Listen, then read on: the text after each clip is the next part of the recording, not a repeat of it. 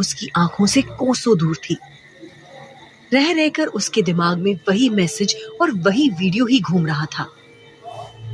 आखिर वो सांपनुमा नीले निशान वाला आदमी कौन था? वो बार बार किसी मोहिनी का नाम क्यों बड़बड़ा रहा था?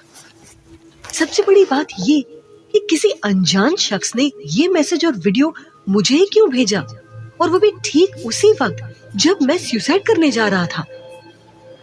बिस्तर पर करवटें बदलते बदलते रुद्र ये सब बातें सोच ही रहा था कि अचानक उसे कुछ सुनाई दिया। ये किसी लड़की के हंसने की रहस्यमयी और मदहोश कर देने वाली आवाज थी।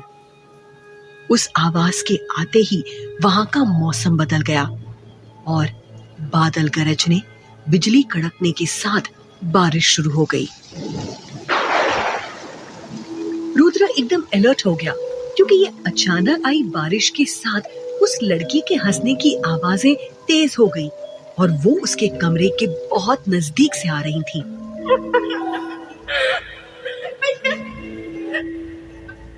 बिल्कुल ऐसा लगा जैसे कोई उसके कमरे के आसपास ही मंडरा रहा है। वो मन ही मन सोचता हुआ अपने बिस्तर से उठा। आखिर इतनी रात में कौन हो सकता है यहाँ, और अचानक इन मौसम ये बरसात कैसे शुरू हो गई कि तभी किसी ने जोर से दरवाजे को खटखटाया।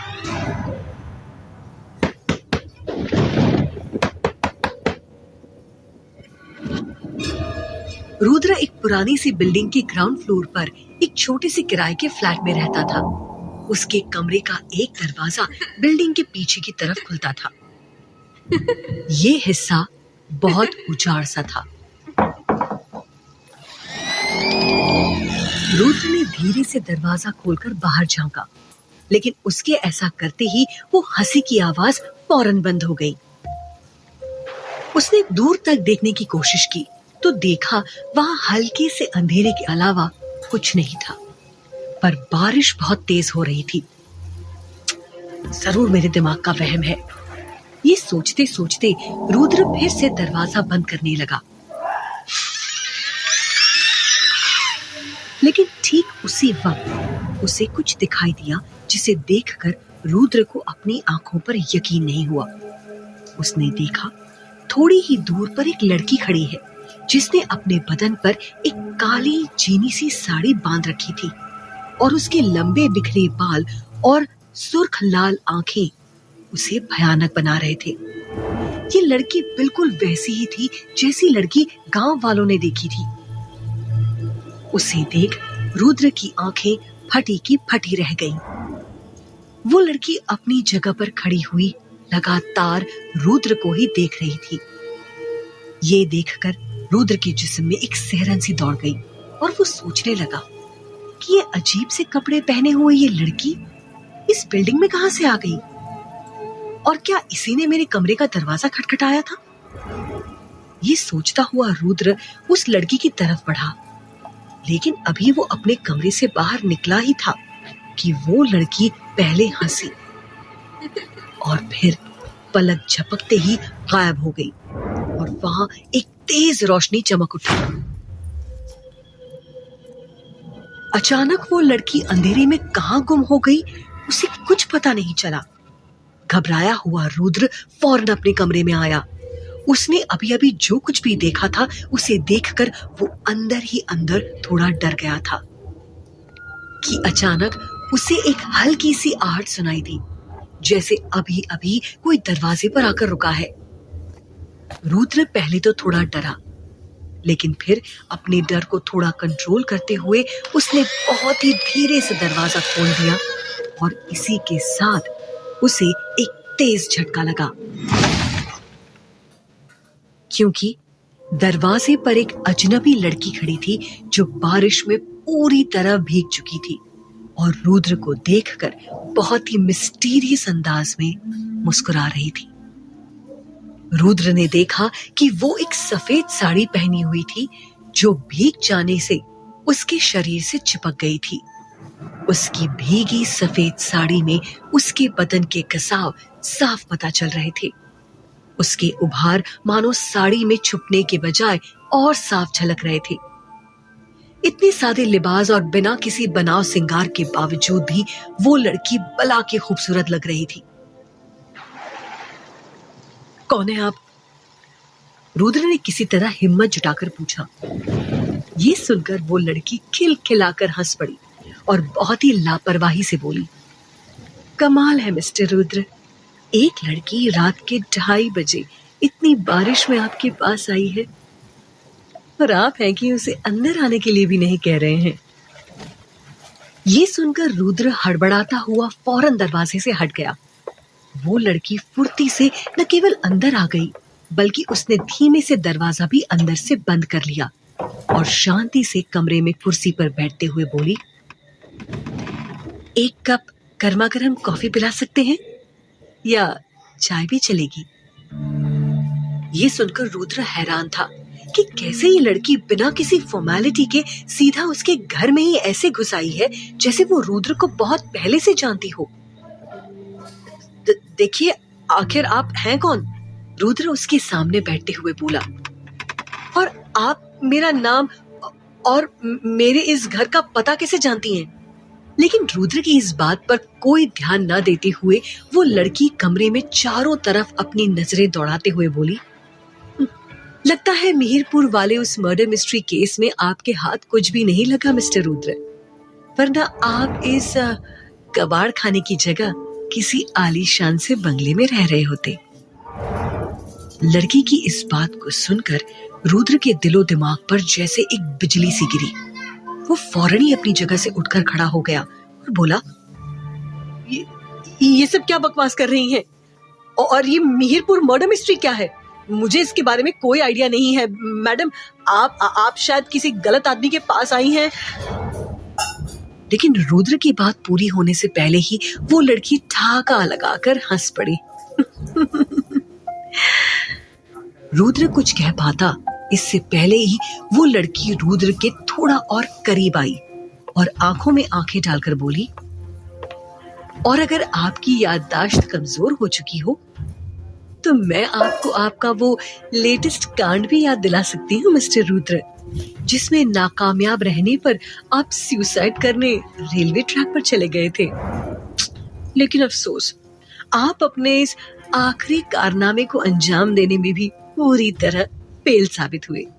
इससे पहले रुद्र कुछ बोलता, वो लड़की अपनी बात पूरी करते हुए बोली, मुझे तो ये भी पता है कि जिस बड़े नेता के खिलाफ आपको कुछ तगड़े सबूत मिले थे, चंद पैसों के लिए आपको वो भी बेचने पड़े क्योंकि आपको अपनी माँ का इलाज करवाना था।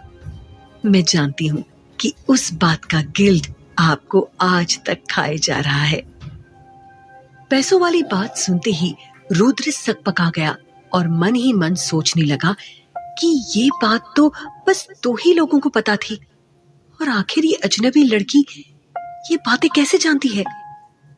रुद्र के पास अब कुछ छिपाने को नहीं था और आगे बात को घुमाकर कोई फायदा भी नहीं था, इसीलिए वो झल्लाते हुए पूछ बैठा, आप चाहती क्या है मुझसे मैडम?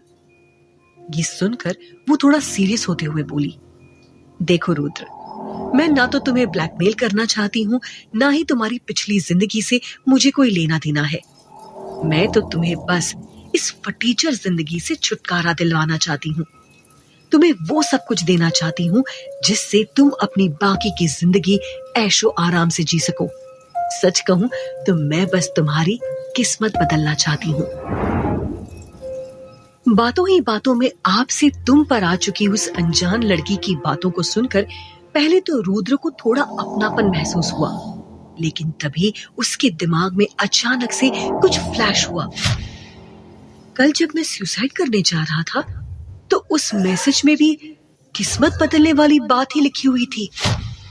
ये याद आते ही रुद्र ने थोड़ी कड़वाहट के साथ कहा, ओह, तो यानी आप वही हैं जिसने मुझे वो मैसेज और वो अजीब सा वीडियो भेजा था, और आप भी मुझसे कोई वैसा ही खतरनाक काम करवाना चाहती हैं जो मैंने अब तक उन दूसरे लोगों के लिए किया जिन्होंने मुझे धोखा दिया। इन सब के लिए इतना ड्रामा करने की क्या जरूरत थी मैडम?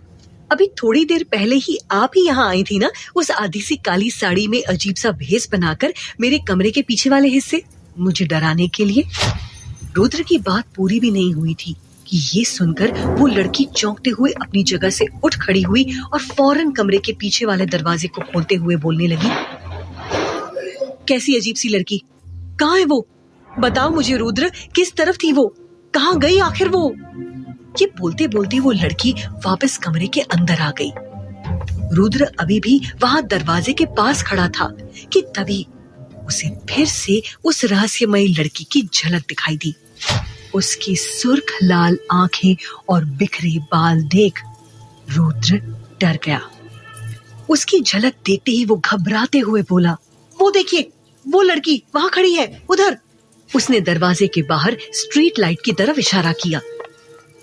ये सुन वो घबराकर उस दरवाजे के पास भागी हुई आई और बाहर देखा तो कोई नहीं था। ये देख वो घबराई और बोली, पर यहाँ तो कोई नहीं है। अपने साथ घट रही इन अजीब घटनाओं से रुद्र भी थोड़ा कंफ्यूज हुआ और फिर बोला, वो वहां अंधेरे में खड़ी थी। उसने अजीब सी काली साड़ी पहनी थी और उसकी आंखें लाल थीं।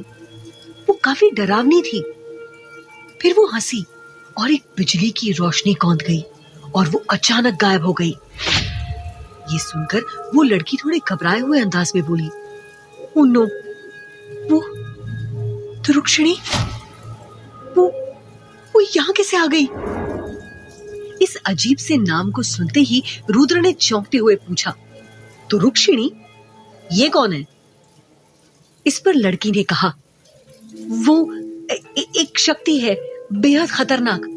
What? लड़की की इस बात पर रुद्र बहुत ही हैरान होता हुआ बोला, क्या बकवास है ये? अलौकिक शक्ति तुरुक्षिणी? देखिए मैडम, आप अपनी इन उल्टी सीधी बातों से मुझे किसी जाल में फंसाने की कोशिश मत कीजिए। मुझे सब पता है, ये सब कहानी आपने ही बनाई है और आप ही किसी लड़की को भाड़े पर लेकर आई हैं और उसे ये सब नाटक करवा रही हैं। बहुत देखे हैं ऐसे बेवकूफ बनाने वाले। रुद्र की बात सुनकर लड़की ने कहा, अभी तुम्हारी समझ में कुछ नहीं आएगा, लेकिन जिस दिन भी तुम्हें इन बातों पर यकीन आ जाए, फोन कर लेना मुझे। इतना कहने के साथ ही उस लड़की ने एक कार्ड रुद्र की तरफ उछाला और फौरन उसके कमरे से बाहर निकल गई। हैरान परेशान सा रुद्र वहीं खड़ा खड़ा उस लड़की को जाते हुए देखता रहा। उसके दिमाग में अब एक नया सवाल गूंज रहा था, तुरुक्षिणी।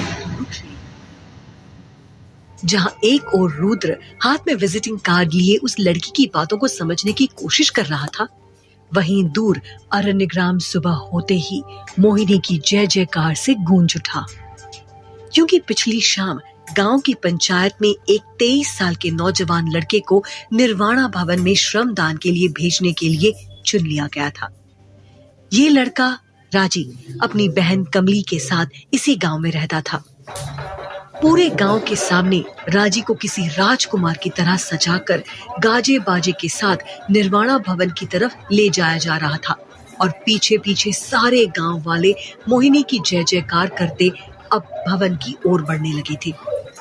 तभी राजी की बहन अचानक से मुखिया जी और क्रांति के आगे गिड़गिड़ाते हुए बोली, हम पर दया कीजिए मुखिया जी, मेरा और राजी का इस दुनिया में और कोई नहीं है। मैं आपके आगे हाथ जोड़ती हूँ, उसे मोहिनी के निर्वाणा भवन मत भेजिए। वो वहां से कभी वापस लौट कर नहीं आएगा। पर इस पर मुखिया जी ने उसे समझाते हुए कहा, अरे पगली, तू क्यों रो रही है? तुझे तो खुश होना चाहिए कि तेरे भाई राजी को मोहिनी जी के निर्वाणा भवन की सेवा करने का अवसर मिल रहा है। उसके तो भाग्य खुल गए। ये सुनकर भी कमली लगातार रोए जा रही थी, जिस पर क्रांति ने उसे फौरन उठाकर एक तरफ धक्का देते हुए कहा, हमारा वक्त बर्बाद मत कर लड़की। मोहिनी जी ने 24 घंटे का समय दिया था जो अब बीतने वाला है। अगर ये समय बीत गया तो इस गांव पर इतनी बड़ी मुसीबत आएगी कि तू और तेरा भाई तो क्या, हम में से कोई भी जिंदा नहीं बचेगा। इसी के साथ सभी गांव वाले राजी नाम के उस लड़के को लेकर तेजी से निर्वाणा भवन की तरफ बढ़ने लगे और राजी की बहन बेबसी से चीखती चिल्लाती अपने भाई को जाते हुए देखती रही।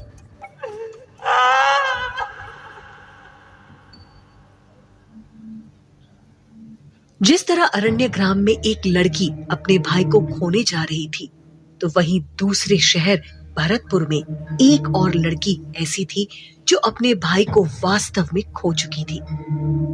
प्रेरणा नाम की इस लड़की का भाई अमृत अचानक कुछ दिन पहले कहीं गायब हो गया और किसी को इसका कोई सुराग नहीं मिल रहा था। प्रेरणा के साथ पुलिस भी अमृत को लगातार ढूंढने की कोशिश कर रही थी, पर कोई नतीजा ना निकलते देख प्रेरणा ने खुद अपने भाई को तलाश करने का मिशन अपने हाथों में ले लिया। उसने ठान लिया कि कुछ भी हो जाए वो अपने भाई को ढूंढ कर रहेगी और इसकी शुरुआत उसने शहर की सभी सड़कों, गलियों और दीवारों पर बड़े बड़े पोस्टर चिपका कर की। पोस्टर में प्रेरणा के भाई अमृत की बड़ी सी तस्वीर थी जिस पर बड़े बड़े अक्षरों में लिखा था, अमृत को खोजने में हमारी मदद करें।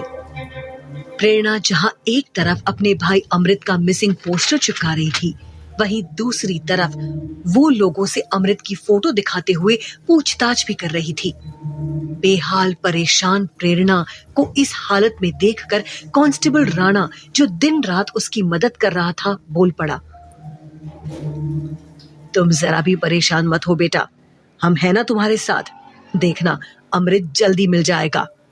लेकिन प्रेरणा ने बहुत ही निराशा के साथ कहा, राणा अंकल, एक आप ही हैं जो मेरी मदद कर रहे हैं।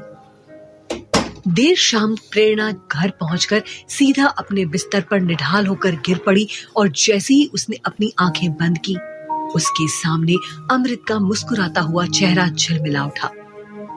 अमृत को याद करते ही प्रेरणा की आंखों में आंसू आ गए। तभी अचानक उसका फोन बज उठा और जैसे ही प्रेरणा ने फोन उठाया, वो स्क्रीन देखकर चौंक गई। इतनी रात को अननोन नंबर से वीडियो कॉल। उसने फौरन फोन पिक किया तो सामने अमृत का चेहरा देखकर खुशी से उछल पड़ी।